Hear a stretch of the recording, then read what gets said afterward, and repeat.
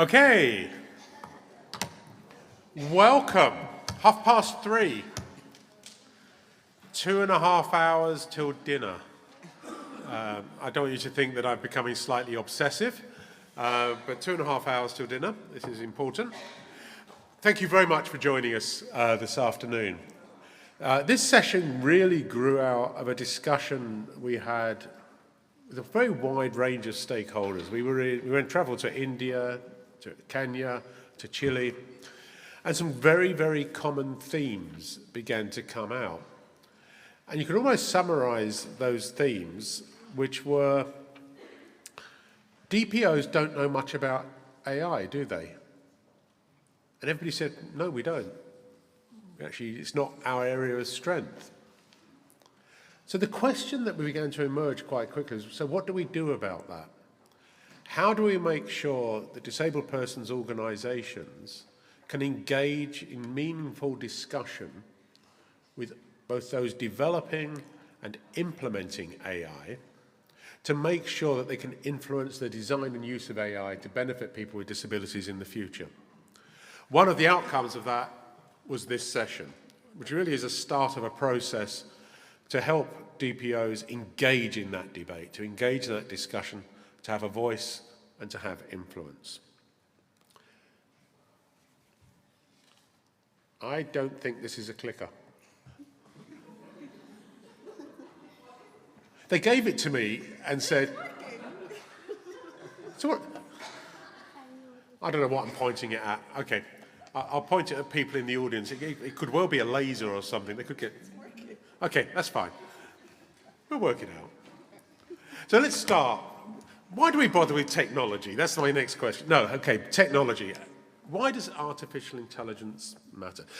Well, I'll tell you why this debate is important, because it's already almost too late. AI is already here and pervading right across every part of our life.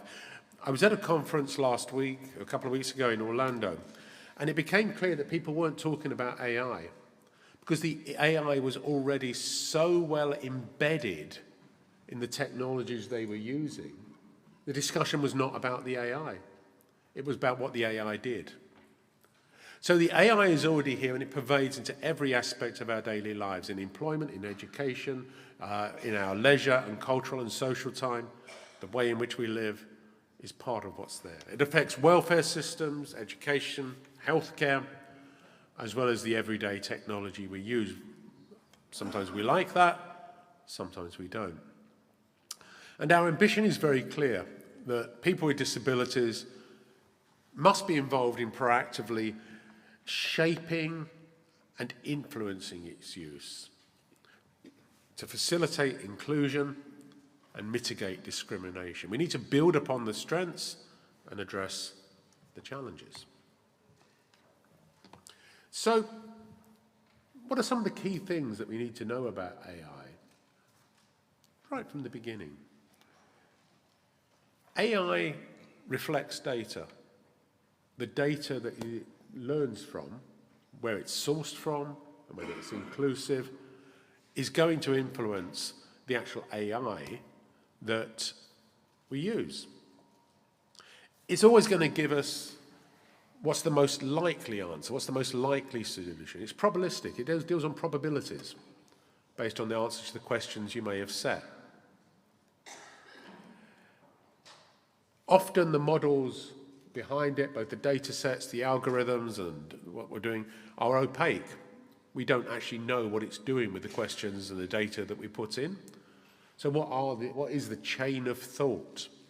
And where does that break down in terms of being equitable and inclusive?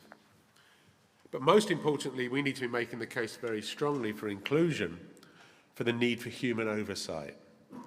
That actually the data that's being put in, the answers that it's given, we need to be able to validate those on behalf of people with disabilities as others are doing so for other groups. I think it's always useful to think about the different forms of AI that are there. AI is not one single thing. It's a collection of different technologies that adapt, predict, or automate, or even create. And as I said earlier, when we talked about the pervasive nature, understanding that the AI is often invisible to the user. It's AI that's behind automated captions on YouTube. It's AI behind the advice you get on Netflix as to which film you should watch next. You don't know it's AI, you don't even think of it as AI. It's just working for you. So some of the things that we need to do when we distinguish is understanding that causal AI, which is linear. You ask a question, it gives you an answer. You ask another question, it gives you another answer. But you also have predictive AI, which looks at patterns of things that you're doing and predicts what you want it to do. We have agentic AI. Agentic AI goes a step further. I'm just doing some work at the moment with a number of people, and one of the things that I found interesting is actually definitions of agentic AI can be very, very different. I put it down to agentic AI, the one big step for me is that it makes decisions for you. You put your faith that it will make the right decision. That could be as simple as saying, what temperature do you want your room at? Or it can be much more complex, such as, yeah, you can apply for this job. And you have generative AI. Generative AI is the one that everybody talks about at the moment because it creates new things. Images, videos, audio, and of course, text, and so on. All of these have a place for us as people with disabilities and a place for us for disabled people's organisations in the future.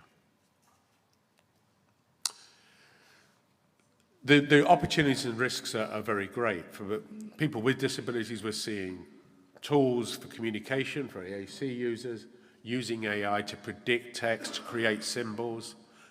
Talked about it being used in navigation, used it for captioning, used in smart homes for personalised services. But in a moment, I'm going to turn to Bernard and Jyoti to talk to us about all sorts of things. But we also recognise the exclusion risks of AI.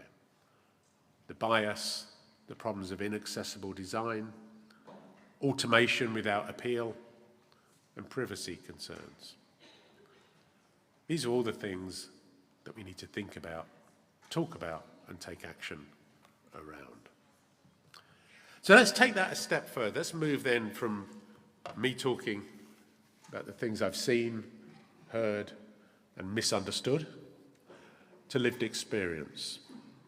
Bernard's lived experience and the people he works with, and Jyoti, your experience, Youth for Jobs, and the people you deal with day in day. Bernard, let me start with you. What AIs are you using on a regular basis already?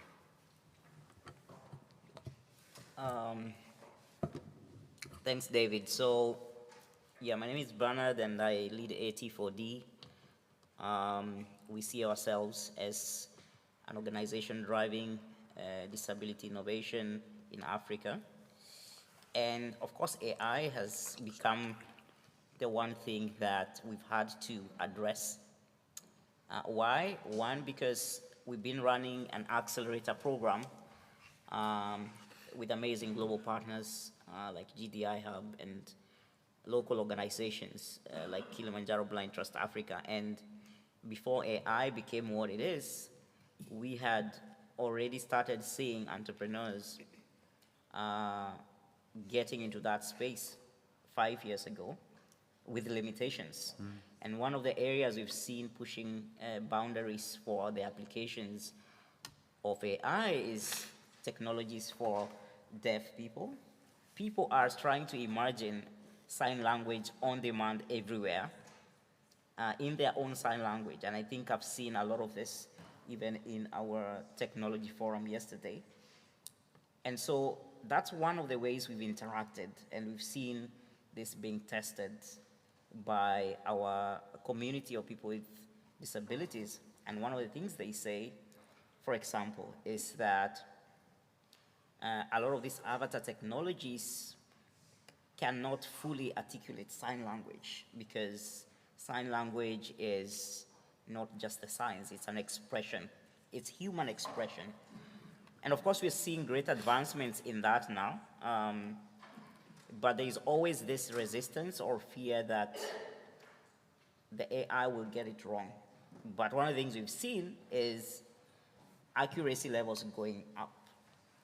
And have you got any examples, from your own personal experience about where an AI has really worked for you, whether at work or in daily life? Yeah. What's worked for you well? Well, I think one of my most memorable first interactions with AI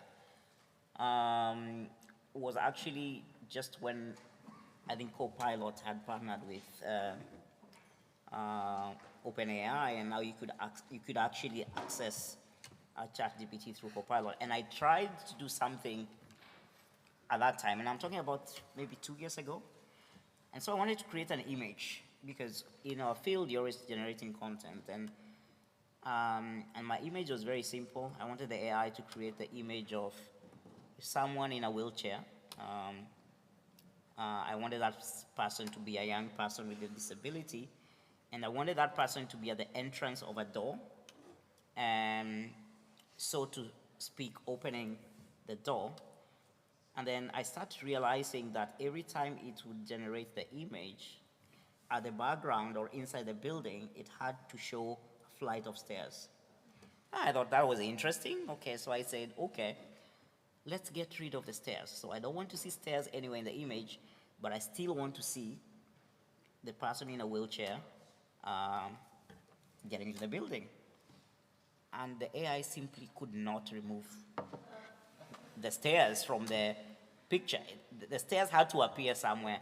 And I realized at that point, the way that probably it had been trained around the relationship between someone in a wheelchair and maybe lack of access is that stairs demonstrate lack of accessibility.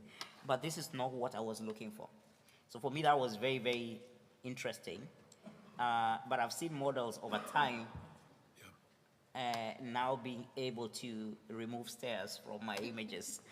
But I think the point here is one of the biggest challenges we have is this lack of representative data in AI models. And I think one of the ways we are seeing people respond to that, especially in Africa, is there's a lot of research work going on right now to create data sets that can be usable to create useful AI applications. And we are doing a lot of research partnerships with universities for this. Let me just stop you for a minute. Jyoti, I'm just going to come back because I think I just want to try and keep focus on the practical applications at the moment. Jyoti, we met in India for the first time. How are Youth for Jobs using AI to help them as a DPO? Yeah, so thanks, David, for that question, and I'll stick to the time as well. So, so we are an organization that works very deeply with the grassroots level. We are an organization that's with 320 members, out of which I would say 300 of them are on the field. So for us, AI, in the most practical sense, we are using it, for example, to create a donor report. And AI is something where we can feed in a couple of Excel sheets and say, hey, can you draft me a report which looks like this? And it'll do it on the fly. Or, for example, if there is a use case where we have to translate some content into multiple languages, then the government of India has something called Bhashini, which is also an AI program, and it translates it into the most naturally available language from the Indian perspective. Also, in terms of data collection, this is one of the new things that we are taking up is when there are multiple ways of gathering data, then we are using the Google Gemini in order to translate that data into English. But at every point, David, we are making sure that we're circling back to the human in the loop safeguards for AI, which I think is very essential, especially in developing countries like ours, where the data set that we're gathering from the ground is not 100% qualified as the right data. And it's important for us to look at the data in its actual form instead of a refined version. So which is why we've kept the human in the loop safeguards wherever we've used AI. Of course, there is translations, there is also generating images, generating videos, generating content, which we can put up on a learning management system, which suits to that particular natural language. These are the ways in which we've been using AI so far. What about the people you work with, people with disabilities? Are they using AI? Yes, they are using AI. Like you said right in the beginning, without knowing what program is coming up next, and I don't have to think too hard that if I've watched a horror movie yesterday, then today I'm going to be recommended 5 more. So that's the kind of introduction we gave to the persons with disabilities when we explained about AI, saying that it's not something out there that you'd want to reach out to or not. It's already in your life. And it depends on how beautifully you embrace it. So for example, on the ground level, we've taught a lot of our students through volunteering sessions how to use ChatGPT in order to refine whatever they're writing. Or, But you have to teach them to use ChatGPT. Yes, Okay, we let's must. come back to that, because that's going to be an issue I think we're going to respond to later. But listening to you both, I think you're really reflecting on what I heard was, for good or for bad, we're using this regularly, repeatedly. We don't always even know we're doing it, and neither do the people that we work with. So is this your fault at Microsoft, Ryland? Okay, good, that's good. Okay, we can move on. Ryland, can you pick things up for us from there? How can we support DPOs? Yeah, I think this is a rich conversation because we're deep in it at Microsoft, but we're all deep in it as part of humanity. So I think the place to start, and the critical place to start, is the role that responsible AI plays and how we're navigating this. And for us, that means that it has to be accessible in order for it to be responsible. So really thinking, what are our principles around what responsibility is? And you'll notice that in the list, there's fairness and reliability and safety and privacy, but really critically, there's inclusiveness and transparency and accountability. And that can only happen in partnership with all of you, in partnerships with the disability community. So it really is about how do we build data sets together, how do we innovate together, and how do we find out what's not working together so that we can move forward. And you see those principles throughout all of our work.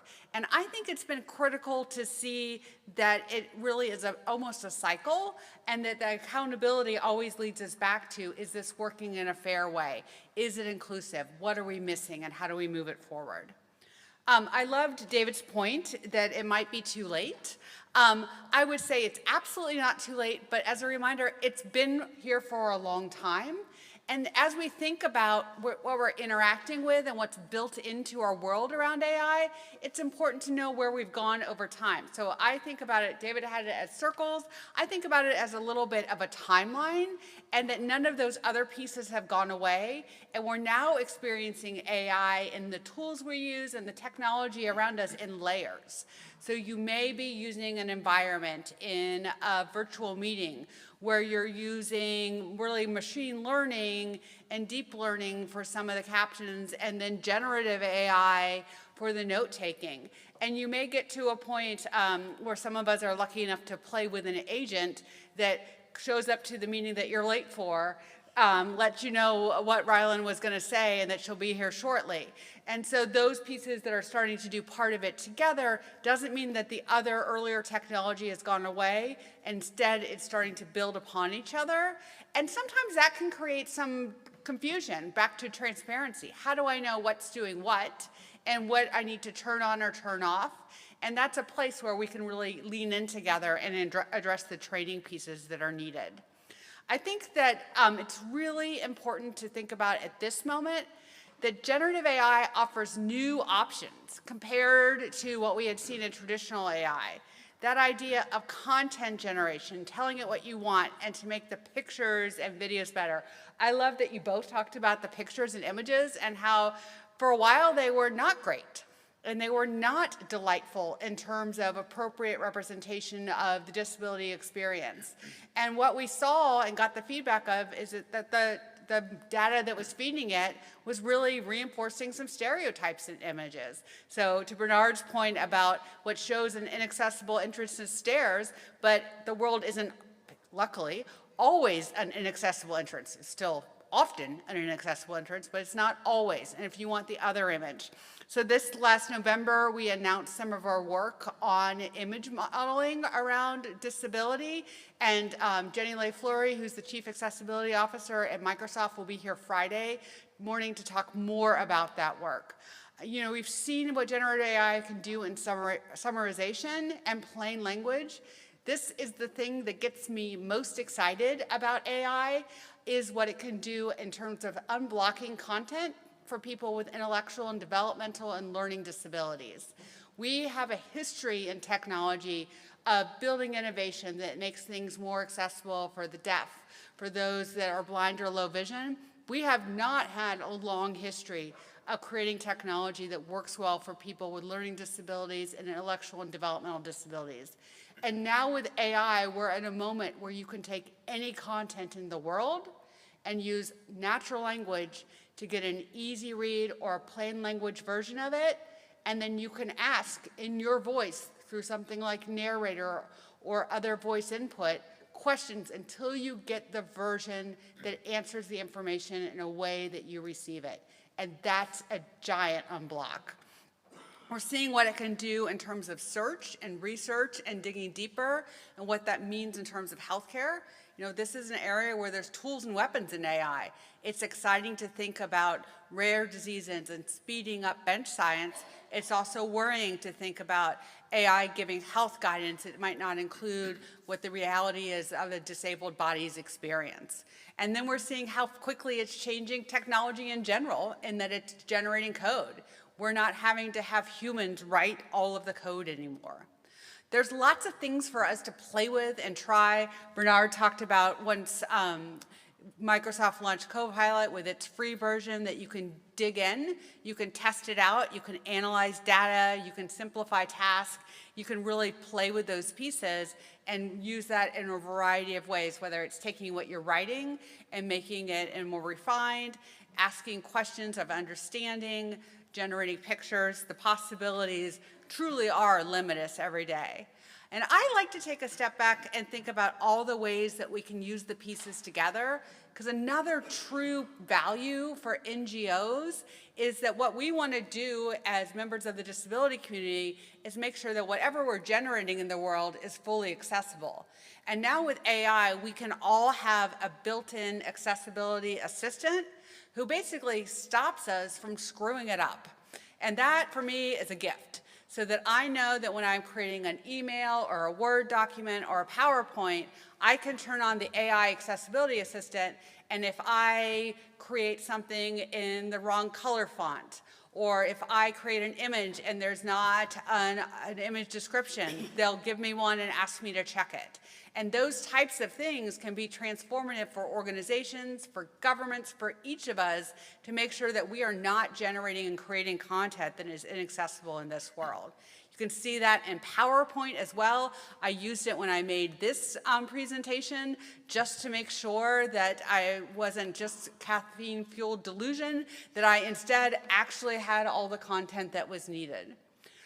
We also have seen the value that it brings in a virtual world, that it gives you options to control your experience. You can have captions, you can have transcripts, and you can have summaries, and you can have focus. So really thinking about who you are, how you want to interact, and changing the settings so that you get what you need out of the meeting, and it's customized to who we are.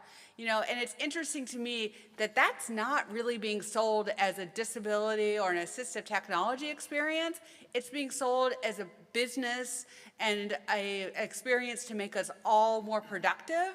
And the reality is, good, accessible design is better in the world, and the ability to customize a virtual meeting to work for each of us is a powerful thing. So I think that you may have other opportunities to think about AI outside of an integrated Microsoft experience. You are at this conference, we're seeing amazing technology being developed. If you look in this room, you turn around, you can find somebody who's made something incredibly new and wonderful. There's apps that are happening that can really change the way we're navigating around the world. We love Seeing AI, which is a visual assistant.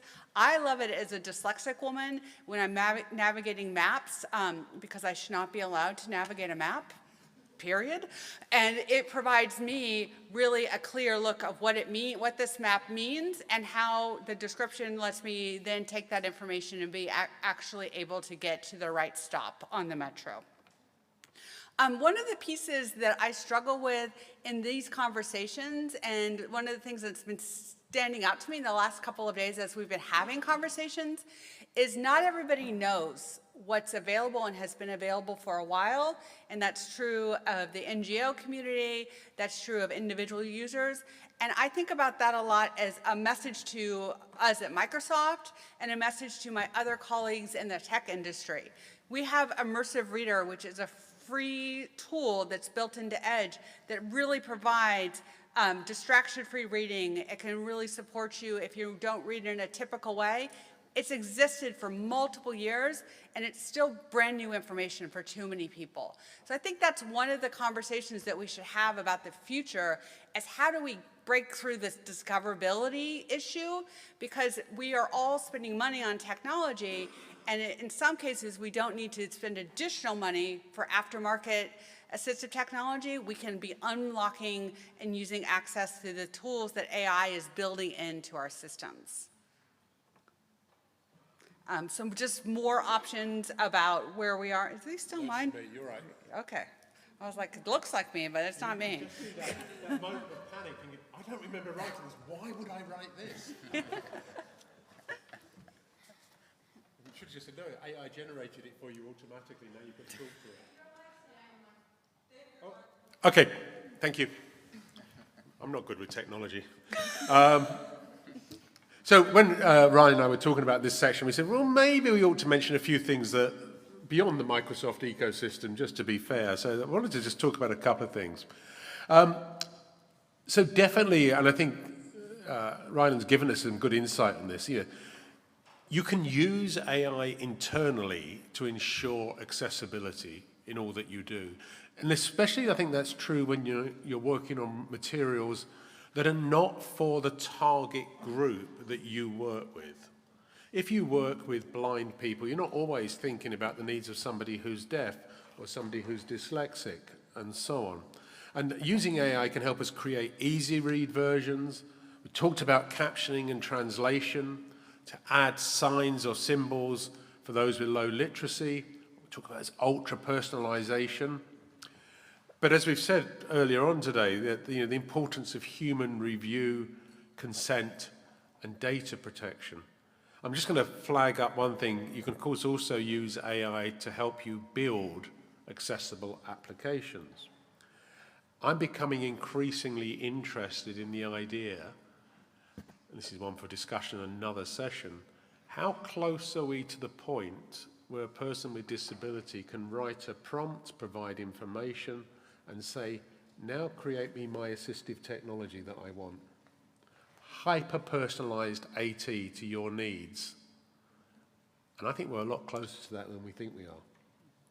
If you're an AT industry person, discuss. You can use AI for efficiency. And I've got to say, AI is probably my lifesaver at the moment. As normal, I've taken on too many deadlines. Not too much work, just too many deadlines. And AI is helping me to be efficient and effective in so many ways. And so many other people I talk to say the same thing. It automates my admin. Things that I would normally have to go away and put in manually, AI is doing for me.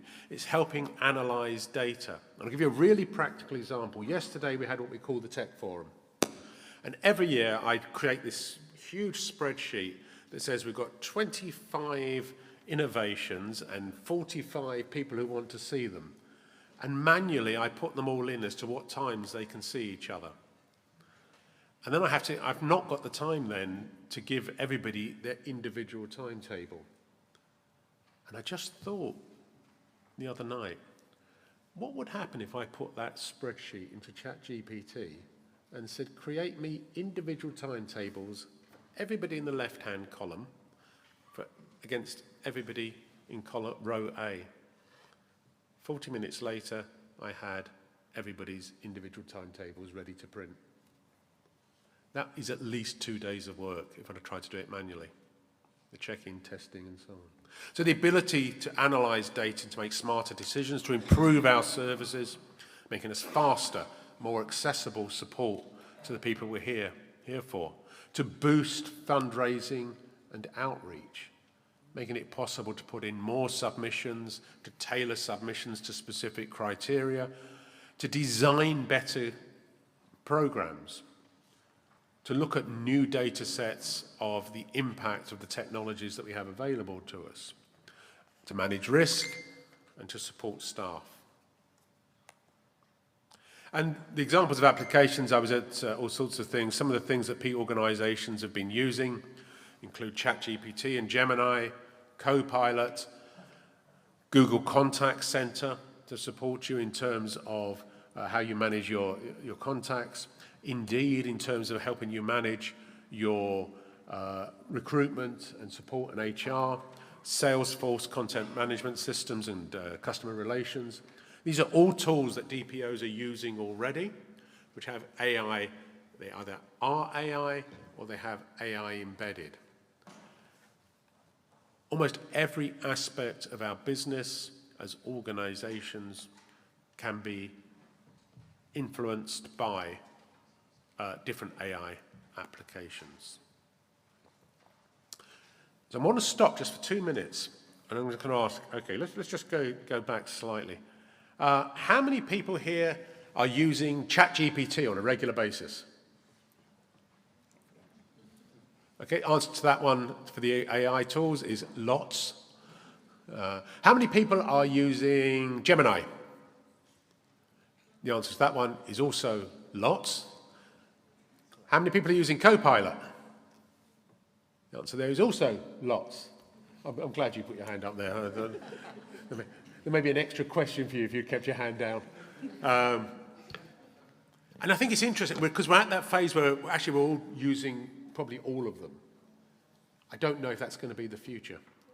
I don't know if we're actually going to become a start, just like we did in all other technologies, we start locking into a particular brand or so on, which we use regularly, particularly maybe if they start to respond to different types of prompts in the future. So with that in mind, I want to know three people. I want 3 people who are going to tell me what they are using AI for to improve what they're doing at work. Okay, put your hand up if you want to contribute. Oh, right at the back. Okay, I don't know if we've got any floating microphones.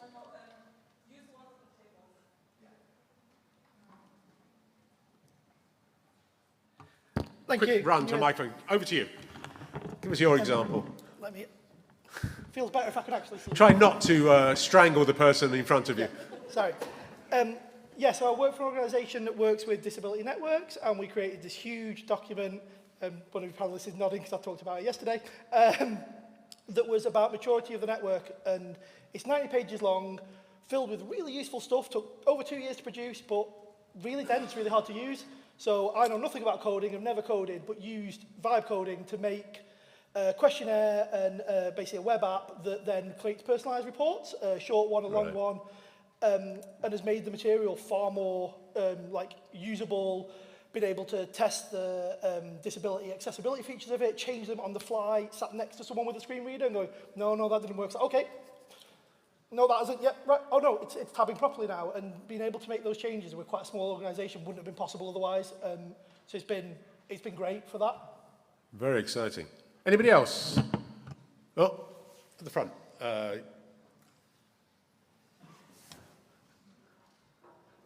You're close-ish to a microphone. Anya's running over to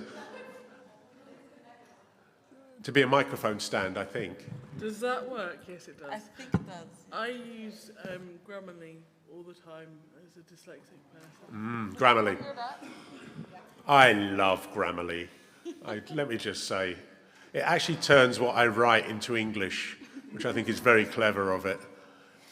Shall I let you into a secret? We have a problem. Oh, we've got another one there, yeah. We have a problem.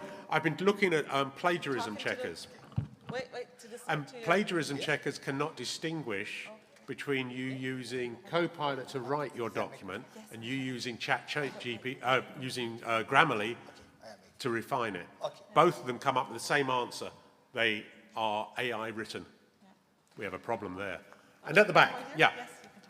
Hello everyone, I am Engin, I am working on Turkish technology in Turkey, and I am using AI regularly in my daily base very much. For example, maybe I can mention about previous two things I did. First of all, with vibe coding, I developed an accessible barrier-free video editor for blind people by using anti-gravity, Cloud, Gemini, ChatGPT, everything I used, and you can do many things maybe you cannot do before.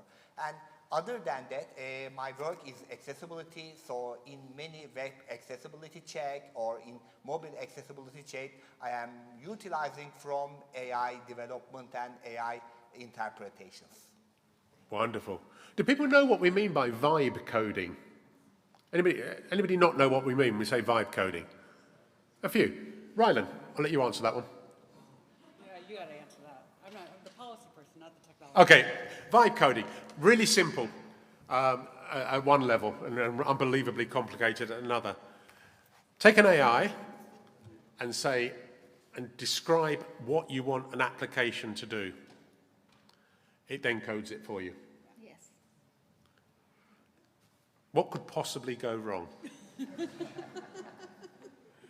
That's another session for next year's Zero Project. But it's back to the really important point of human in a loop.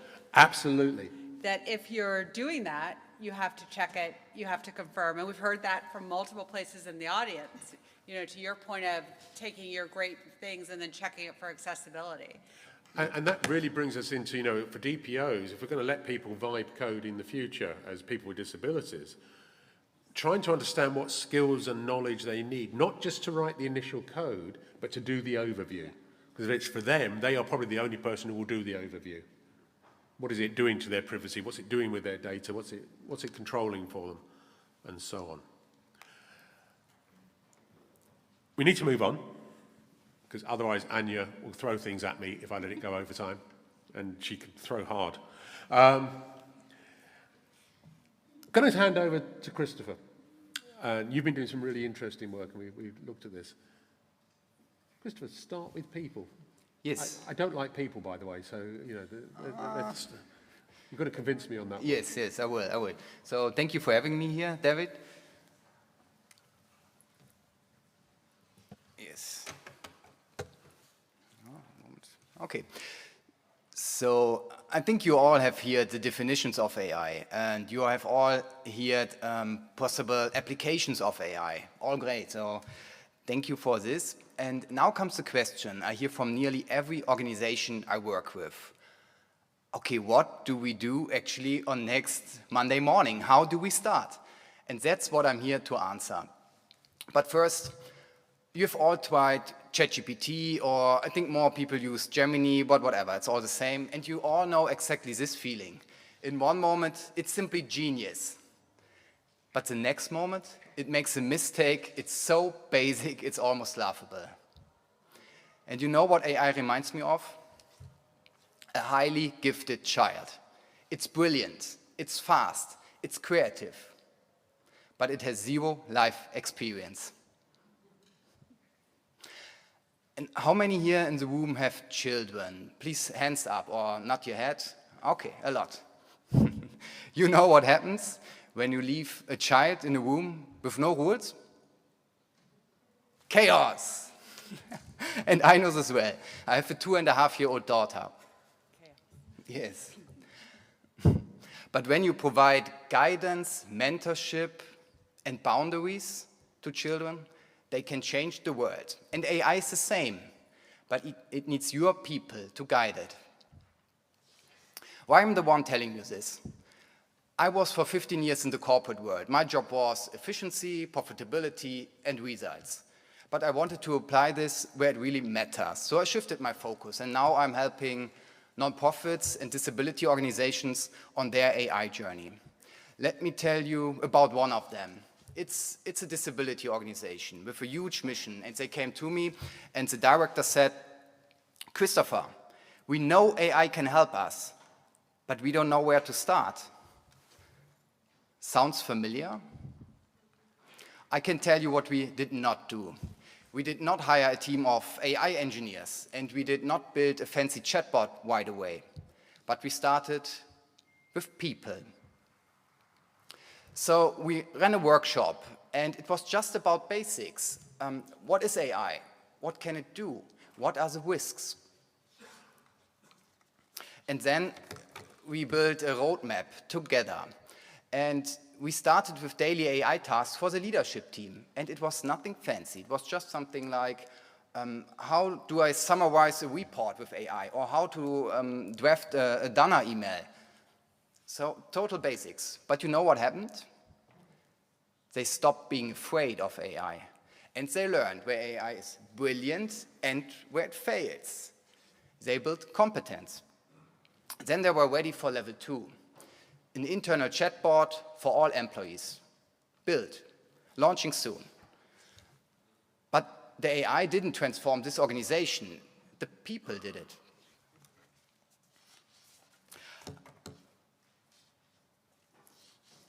So next I have an example for you can experience right away. For this conference, we built the Zero Project Infobot on WhatsApp. And it has already answered more than 600 questions. You ask things like, can I bring my guide dog? Or how do I pick up the UN ground pass? And you received an answer. Quick, in any language, and around the clock. But also this bot didn't build itself, even though with vibe coding you can do a lot. The Zero Project team defined the knowledge and the personality of this bot. So the AI just delivered what the people created. But here's the thing. That bot, or also this organization I told you about, it seems that they're the exception, not the rule. Because when we look on the data, and there are studies from TechSoup and NetHope on NGOs, these showing that we have a massive gap in our sector. Almost 9 out of 10 NGOs are trying AI, they're experimenting. But only 1 out of 10 is succeeding. Why do so many fail? What's the reason? It's not the technology. The tech works. It's there. The problem? Most organizations start with projects. Let's deploy an AI agent for our beneficiaries without having anybody on the team knowing how to use AI yet. That's like buying a Formula 1 car without anybody on the team having a driver's license. And you know what then happens? The project will fail. Everybody will be frustrated and will say, AI doesn't work for us.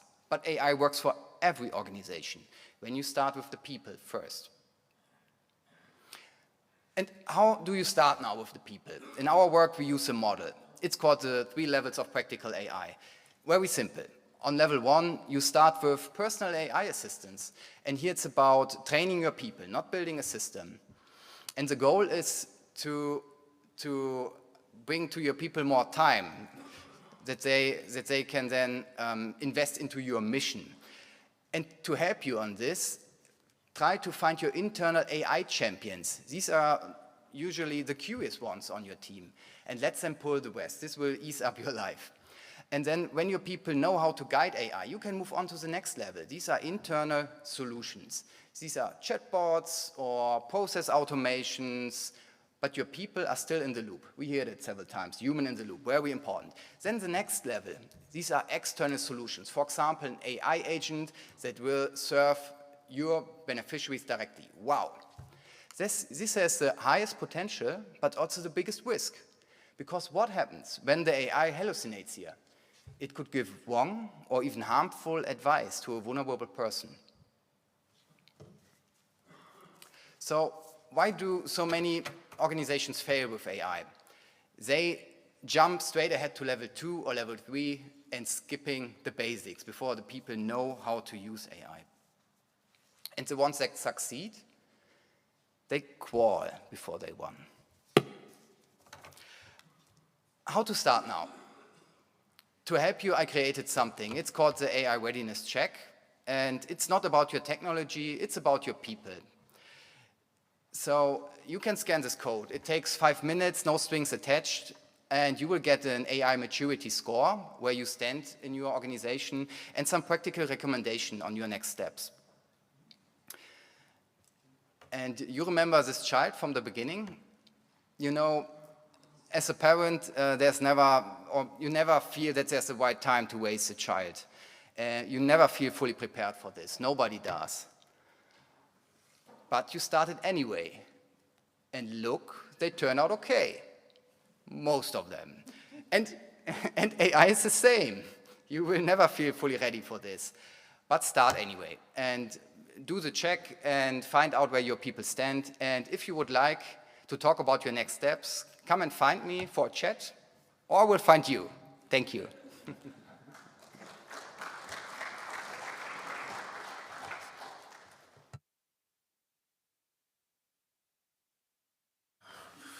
Technology. I should just be allowed to shout at people. It's so much easier. We want to talk about some practical sources of support for you. This is a challenging time. We've talked about this as the fourth industrial revolution. And as the fourth industrial revolution, there were winners and there will be losers. There have been in every single one. Our mission, I think, for all of us is to make sure that people with disabilities are on the winning side of that and not the losing side. So, Anya, myself, Zero Project, the Equitable AI Alliance. For those of you who don't know Anya, that's Anya. We all have an organisation called the Equitable AI Alliance, an initiative within the Zero Project. And what we're trying to do is a number of things to help you. The first of all is to support you to place speakers into mainstream AI and technology events. We will not fix this problem in this room talking to each other. We have to go out and talk to those people who are implementing AI and those people who are designing AI. If you need resources and support to do so, in terms of materials, key points to cover and so on, we have those resources to share with you. And that's often within what we call the Equitable AI Knowledge Hub, where you can find resources for disability-inclusive AI innovation. We welcome you to send us ones that you find, and you can also post those into our LinkedIn group, Disability Inclusive AI, where you'll be able to share those things, and then we can include them in the hub. We also will offer webinars tailored to your needs to initiate and kick off that process for you. So one of our speakers to contribute to helping you move this issue forward. I'm just going to take a few minutes, 2 or 3 minutes, to take any questions or contributions from the floor before we just go into some closing thoughts based on everything we've heard. Any questions? Right at the back. This is where Anya has to do the microphone thing. Yeah. Hello. Hi, my name's Eva. I'm here from Insala, which is a family office. And I have a question about how much people are thinking about their own websites and how the data on their own websites is used in AI summaries on the likes of Google. So, which is often, you know, the summary at the top that we're reading now, which is the Gemini summary, is often the only information people read nowadays, and we see traffic to our own websites dropping off, and you know, as a first kind of source of information, that's where people then stop. So is there a responsibility on our side where we need to make our own websites accurate and full of information and data that's relevant to, you know, the specific groups we're trying to speak to improve those summaries? Yeah, it's a really interesting problem, I think, for website owners, because basically you're providing the content which AI is using. I have seen several people argue that accessible websites that are suitable for screen readers are more likely to be able to be used by AI. So your data is more likely to come up in those summaries. I'll tell you quite, I mean, my wife very rarely reads any link on a web search anymore. She reads the AI summary. 90% of that problem time that's answered her question. Sometimes she has to delve deeper, but it's definitely a huge triage system. I think as website owners, we need to start thinking of ourselves as the people who are feeding AI rather than the people who are feeding search engines. Ryan, would you add anything to that? No, but I think the nuance is really like, how do you feed effectively to get your most needed information up there? And one of the true tricks or tips of AI is to ask AI and use AI to help you learn what to do.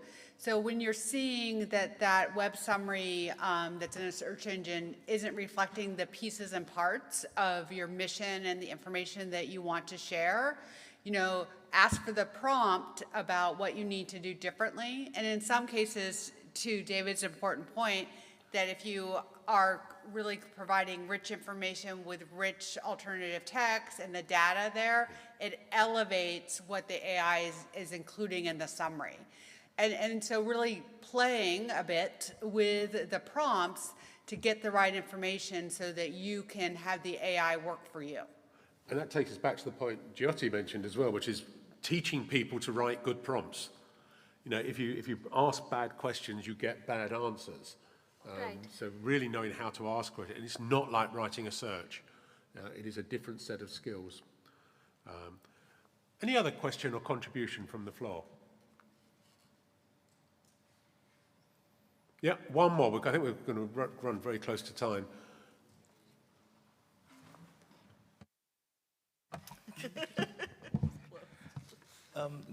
Good afternoon, everyone. My name is Clodoaldo. I come from Mozambique, southern part of Africa, more or less. And I've been in Austria since Sunday, and I've been amazed with the pace that Europe, Austria, I was in Geneva last week, the pace at which AI is here. Like, it's different when you see from the TV and when you're here. Like almost everything. I was going, my computer changed basically. Like, because I'm now connected to a different infrastructure, technological infrastructure. And the amount of information that I've consumed on AI on this couple of days here, I mean, it's almost 1 year in my country. So, I mean, I'm now starting to be a little bit concerned because I'm coming from a context where most part of the population is not in the digital space. Yeah. So, and I think, thank you, because I think it's a really important point you made, that a lot of our discussion around AI is based on the experience in Western Europe and North America. That is not healthy. Whether we're talking about however we want to describe that, emerging markets, low and medium income countries, global majority. The first thing is that the answers for those populations are possibly not the same as they are in North America and Western Europe. They need to be based on data from those areas. We had a really useful conversation, Anya and myself, with Irene from Enable today about, at the conference that will be held in Nairobi this year, making AI a major theme, but AI for Africa, not AI per se. And we think that's a really important thing, that we need to get that messaging out, both within Africa, within the subcontinent, South America, and so on. It has to reach beyond its existing markets. I would love to take a whole bunch of questions. I could do with another 30 minutes. Yeah, please do, Raina. I think there's sort of multiple parts to it as well, because one of the issues is the reality that connectivity is not experienced in the same way in all parts of the world. And so when we think about, you know, some of our commitments in the role of business, and when we think about, at Microsoft, we think about accessibility as a fundamental right, but we also think about connectivity as a fundamental right. So those pieces working together to try to solve so that we don't see a greater digital divide. The other piece of it that is exciting to think about when it's sort of AI by Africa for Africa, we saw some at the Tech Forum, I believe it was yesterday. Yeah. what are days, where people were starting to deliver products that were that functioned fully offline. And we have some of that in our suite as well, but that acknowledgement that connectivity is not a constant in every area, and how do we deliver some of the power of accessibility and AI in an offline environment. So really thinking about how do we get the right information about the right tools so that we can, until we have more equity and connectivity, we can still make gains in equity and access to the tools of AI. That's great, thank you. Yeah, David, I'd just like to add that instead of looking at DPOs and organizations such as nonprofits as users of AI, it's important to include them into the part where we are able to shape the AI that we want. And I think that would be a place where NGOs can be included in the very process of building. If you have some new thought about how to create AI for the end users, then NPOs should be a part of the design as well as the thoughts that go into that. I just want to close with some final thoughts for you. The first of those is really that you need to be looking closely at the legal context for accessible AI. AI needs to consider accessibility law, data protection, procurement duties. Thank you, Anya. And I really advise you to take a good look at the European Accessibility Act and the AI Acts as two laws which should be working to support one another, but also look at the fairly recently published Canadian Accessible AI Standards. They will give you a lot of information. How can you contribute meaningfully? Policy advocacy, partner on innovation, get involved in innovation, be part of the co-design and testing, exactly what we're just hearing. Publicize bias and discrimination when you find it and suggest solutions. Don't just tell people they're doing it wrong, tell them how to do it better. Require accessible AI in your own daily work. Ask questions like, what data was used for training the AI? Was it tested with disabled users? How are appeals against the answers received? Is there human oversight, the human in the loop? And what privacy protections are integrated? For you strategically, absolutely, to come back to Christopher's comment, build AI literacy. Start with the prompts and the queries, start with the people and what they're going to ask. Insist on transparency, that the decision-making process within the AI is clear and transparent to the user, and that they know that AI is actually doing things for them. Collaborate and embed co-design and engage with policymakers early with a shared framework, language, and set of concepts to work with. I want to thank you for coming. Thank you for sharing. Do please connect with us. We would love to follow this conversation up with all of you, either myself or Anya. Thank you very much. Thank you to our panel.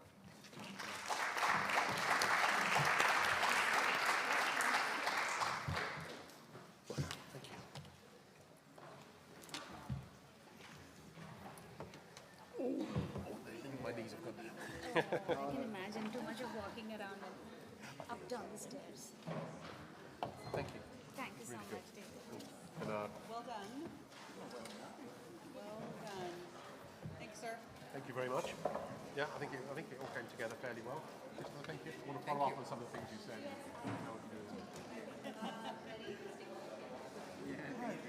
Thank you for the feedback. Very interesting. We want to try and have Such a good question. An important perspective on it all. So I think you raised very interesting points. I think we're going to work a little bit more on that. Yeah, the idea of